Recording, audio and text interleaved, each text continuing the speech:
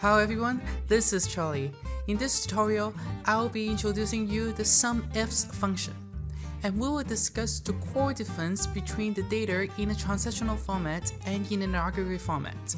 With the understanding of the index match function and the Sumifs function, you can then organize the data however you want. Are you ready to become a pro? Let's dive into it.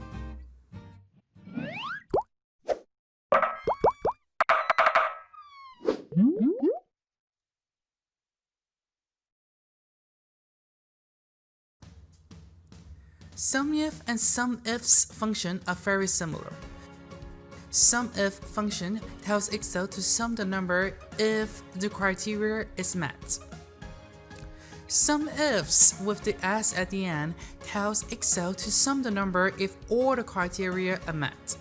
Sumifs is more advanced and you can substitute Sumif function entirely, so we'll focus on the Sumifs function in the video. Sumifs function has at least three components: sum range, criteria range 1, criteria 1, criteria range 2, criteria 2, and the list can go on. First, you will select the range that you want to get the sum amount, and then you will select the criteria range and then the criteria itself. Since it is Sumifs, you can have more than one criteria and criteria range.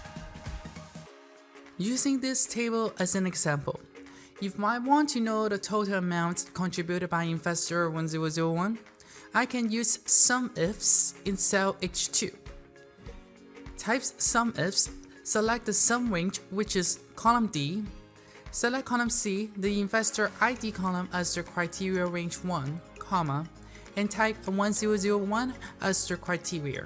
And then select column B, the transaction type column as criteria range 2, comma, and type investment as the criteria. Enter. The formula returns us the number 111,908. Okay, let's see if the amount is correct. I'm going to apply a filter from column A to column D. I'll select investment in cell B1 and investor 1001 in cell C1. As showed, the sheet is now hiding all the data that is not relevant, and the sum of the cell in D2 and cell D50 is 111,908, which means we got the correct amount. I'll spend time to explain how a filter works in a future video. Now let's enhance the formula in cell H2 to make it more user-friendly. I'm going to input the investor ID in cell F2 and the transaction type in cell G2. Instead of having an absolute value within the formula in cell H2, I will make the criteria referencing the cell F2 and cell G2. Now, cell H2 is completely driven by cell F2 and cell G2. If I change cell F2 from 1001 to 1002, the amount will then automatically update to 746,048. And if I change cell G2 investment to management fee, cell H2 will then update it to 52,500. Do you see how useful this function is? You can return you the amounts that you're looking for instantly.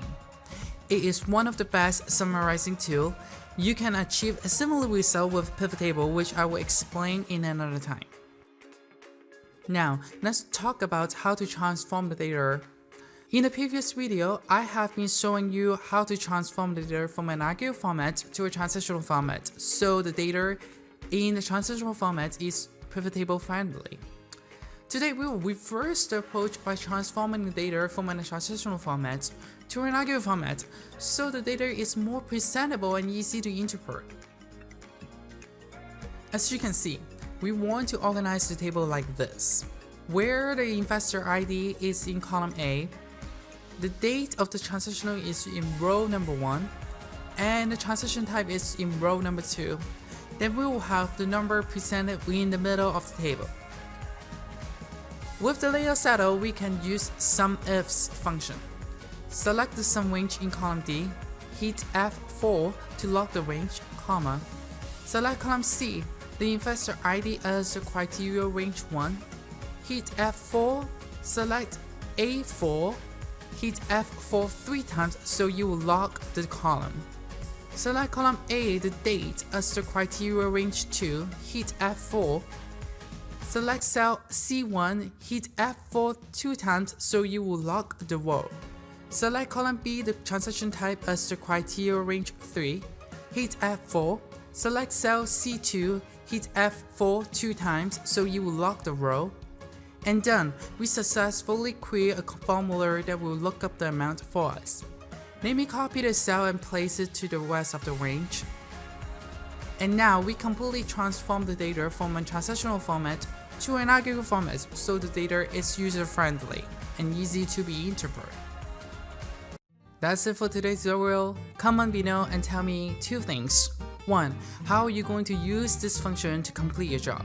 And 2. A job that you have been handling and now you can automate because of this tutorial. Like my video now and subscribe my channel for more tutorials.